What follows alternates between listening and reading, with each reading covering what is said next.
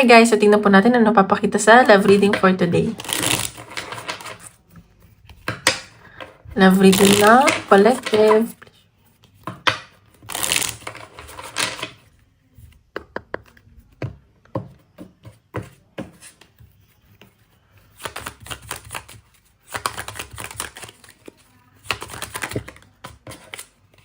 Okay, so sa nakikita ko dito maraming nag-overthink, maraming iniisip, marami kayong visualize.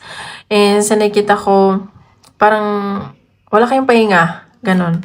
Ang daming iniisip sa connection nyo ng person mo.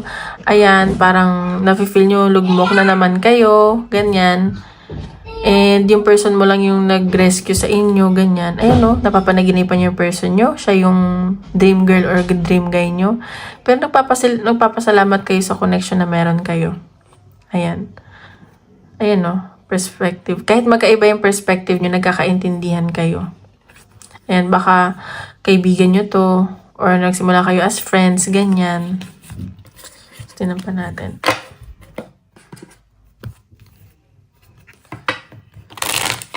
Love reading ng collective.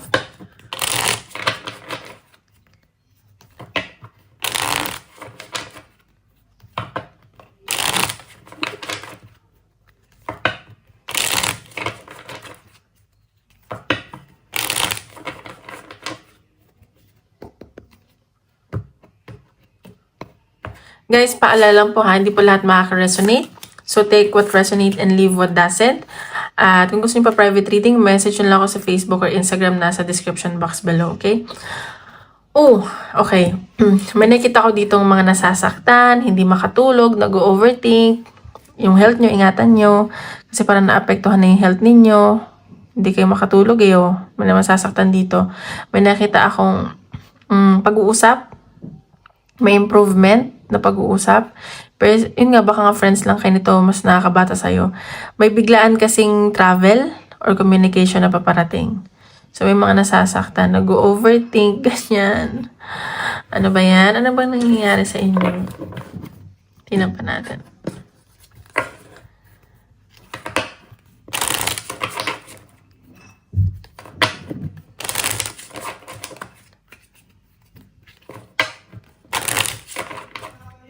Natin.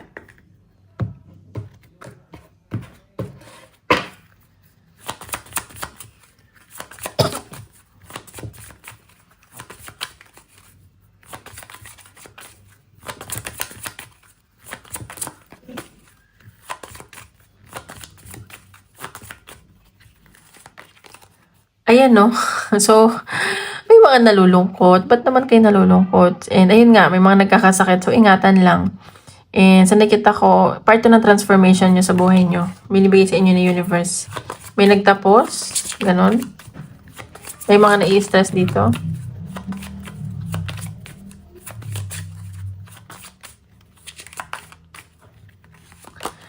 Ayan. So, medyo umiira lang ego. At sa nakita ko, meron ditong gusto mapag-isa, ina-isolate yung sarili, ganyan. May nakita kong pagbabago sa connection nyo. May pinagtalunan ba kayo? May tampuhan? Ganon. Then, left. Ayan. So, nakita ko, matured naman tong person nyo. Siguro, mas bata siya sa inyo, pero matured siya mag-isip, husband material, ganyan. And sa nakita ko, itong taong to yung mas nag-overthink sa connection nyo. Lalaki. So, baka nga babae ikaw babae ikaw na nanonood ngayon. Yung partner mo yung nag-overthink. Ayan. Okay? Ayan no. Pero nakikita ko, may ano ba kayo? May naglalayuan ba kayo? Nagdidistansya or magkalayo talaga kayo? And sa nakikita ko, gusto niya mag-offer sa inyo ng commitment. Naguguluhan lang siya sa emosyon niya. Emotional siya ngayon. Okay? So, baka meron kayong pag-usapan, may i-deal kayong isang bagay, ganun. May ipapromise siya sa'yo. May ipapangako siya sa'yo. Ganun. Tignan natin. Love reading ng collective.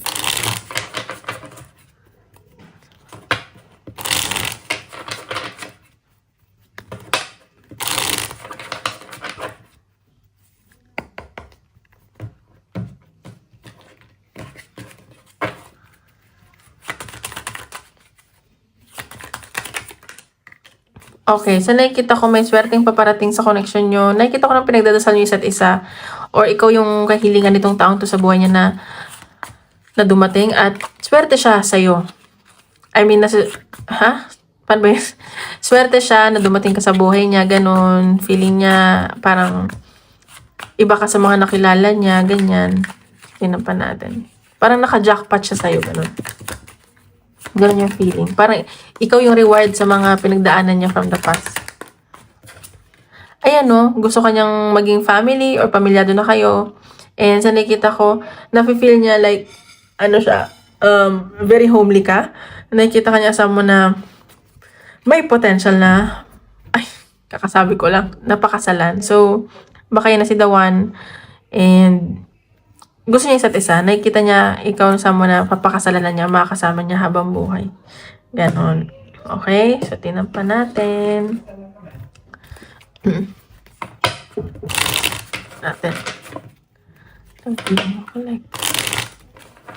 Bagong cleanse yung card. So,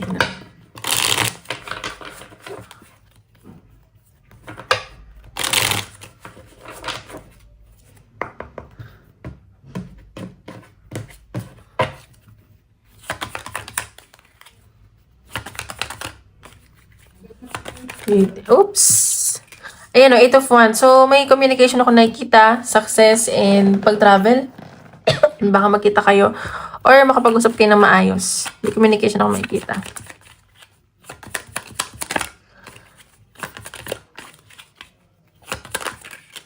Ayan o. So, may new beginning. Gusto nyo magsimula ulit. And nakikita ko, may mga nasasaktan, nag-heal pa dito, ganyan. Ayan o. Sobrang nag-overthink tong tao to. Pero nakita ko mahal ka niya. Mahal niya isa't isa. Ayan. Tingnan natin. Ano ang feelings or intention na sa'yo?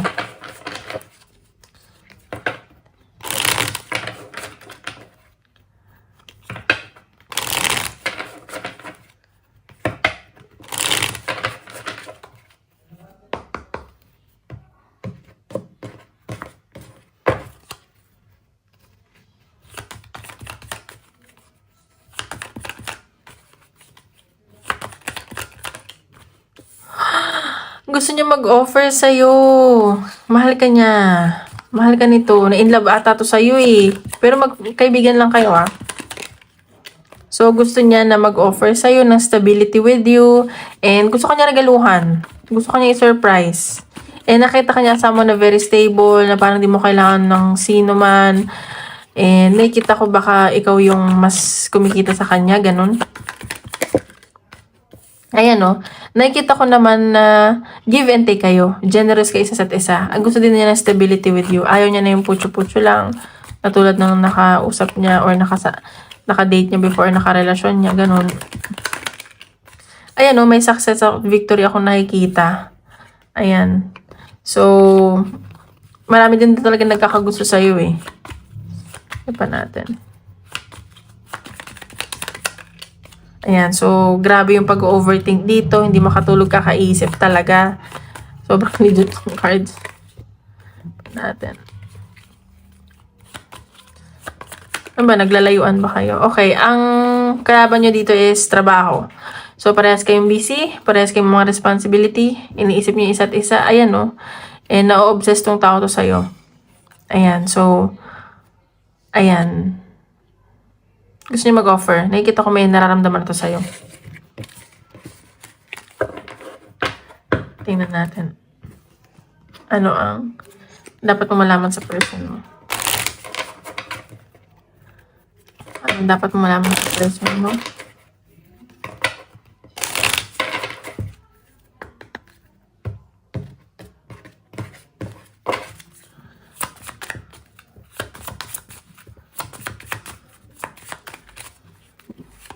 Okay, health. So, baka hindi din kasi, masama siguro yung pakiramdam niya, ganun. Baka trabaho niya, ano ba yun? Na-apekto na yung health niya, pati mental health niya. Alam mo, minsan, di ba, pag sobrang busy ka, wala kang tulog, syempre, na-apektuhan din yung isip niyo. Kaya, di ba, importante yung may tulog tayo. Ayan, so, baka na-apektuhan na talaga yung health niya. So, ano lang, magbigayan lang kayo. intindihin ang isa't isa, ganun. Dapat malaman sa person mo. Yeah, so, luck is on your side. Sa nakikita ko naman, na gusto ko talaga nitong taong to. Maswerte ka talaga siya sa'yo. Ganun. Baka yun lang yung, ngayon, issue. Pa natin. Dapat malaman sa person mo. Commitment, see? Gusto niya na magseryoso. Siguro dati player to, gusto niya na magseryoso sa'yo. And sa nakikita ko, committed to sa'yo. At kung magiging committed to sa'yo yung taong to. So, baka kadil nyo is air sign, Gemini, Libra, Aquarius, or isa yan sa big six niya. So, tignan nyo. Ayun o. Gusto niya talaga ikaw yung makasama niya habang buhay. Kasi gusto niyang mapangasawa. Naks. Hindi na natin.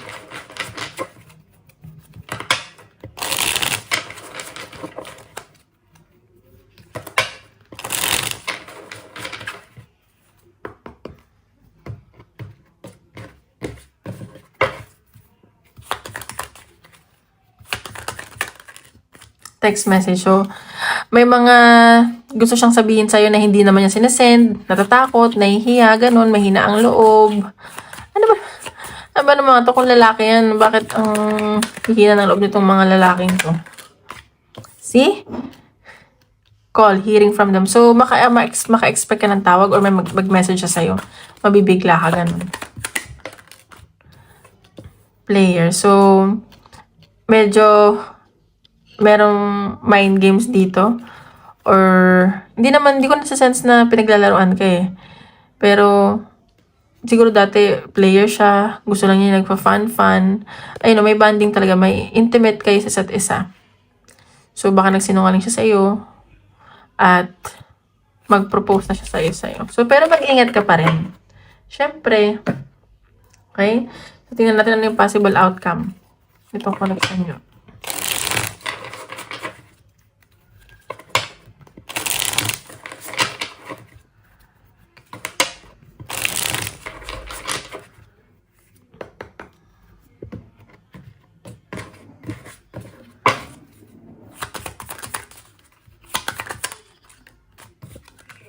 Six of Cups. Namimiss ka niya. Ayan. So, baka kababata mo to. Mas bata sa'yo. Namimiss ka nitong taong to. Di ba kayo nagkikita ngayon? King of Pentacles. So, namimiss ka niya pero busy to sa kanyang kaperahan. At yun ang focus niya is yung security niya at stability niya. At gusto na din niya ibigay yun sa'yo. At gusto niya maging tatay ng mga magiging anak mo. Ganun yung nasa sense ko. Gusto niya ibigay, gusto niya mag-provide, gusto niya maging responsabling tao sa inyo in the future. Ayan no. So, fated tong connection nyo. So, baka umikot yung kapalaran. Baka kayo na talaga isa sa isa. May positive changes ako nakikita. Ayan. Hayaan mo lang siya siguro siya mag-isip-isip muna. Ganun. 3 of Wands. So, ayan o, looking forward siya sa connection nyo. And, nag-grow siya dito. And, confident siya sa'yo. Confident siya sa connection nyo. Ayan. So, may nilook forward siya. 4 of Cups. So, meron kasi ditong siguro feeling disconnected. Parang may buboboard. Baka ikaw to. Or siya sa pag-aantay. 10 of Pentacles. Kahit na may feel na may longing, ganon, pero nakikita ko is pang long-term commitment naman to. Kasi hindi naman lahat ng relationship is perfect, right? May mga challenges, lalo na Saturn in Aries. Tingnan nyo yung mga, kung nasa ng Aries sa inyo sa houses nyo. And may mga transit ng planet. So, may mga challenges din. Yung mga nagsa-Saturn return or patapos na. Ayan. So, Page of Swords. So, may communication ako nakikita parating sa person mo. At gusto niya talaga mag-offer ng higher commitment. Hindi lang niya alam kung paano. Diba yan? So, intayin niyo na lang. Nakikita ko naman pang long-term yung stability. Yung ano nyo. Okay, tingnan natin. Message sa inyo ng person mo.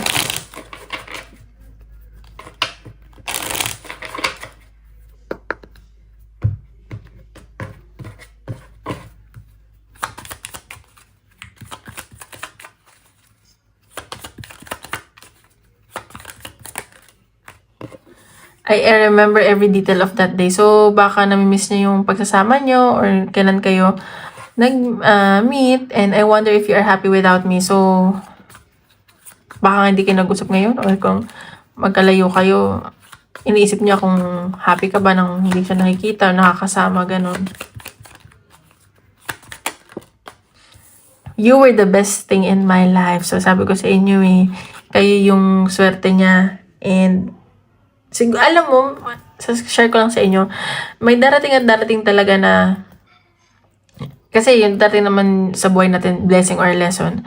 Pero, meron talagang point na may mababago or may magpapabago sa inyo isang tao.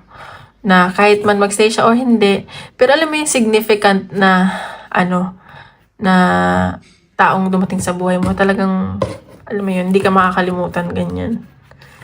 Yatin. Message ni Universe.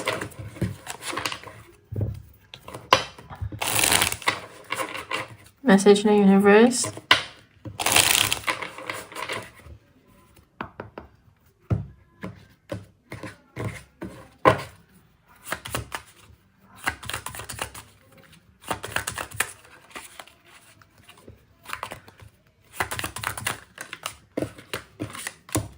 Spirit is working with you. So, ayan, wag ka daw mag-alala kasi guided ka. Spirit is working with you. Ayan, no, this will not succeed. So, siguro may mga nag-overthink dito na hindi magsasucceed. Pero, guided ka. Ano man mangyari, nakasuporta sa'yo mga guardian angels, mga spirit. Okay, message ni Universe.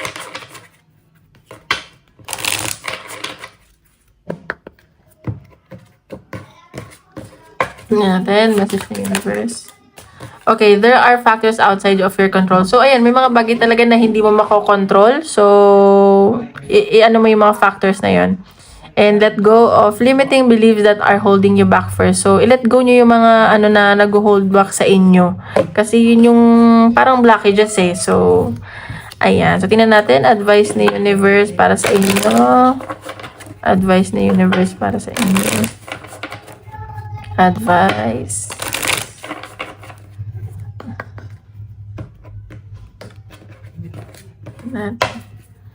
Advice ni Universe para sa... Oops, ayan, labas agad.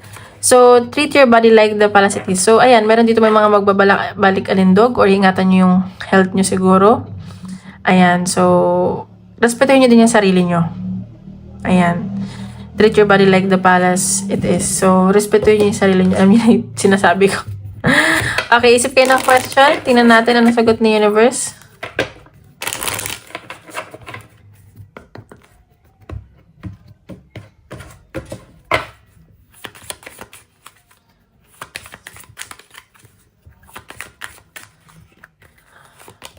Let go. So, ayan, let go. Let go nyo na or control issues nyo. Let go nyo na. No need to worry. So, ayan, huwag na daw kayo mag-alala. So, yun lang guys. Maraming salamat po. Tomorrow ulit.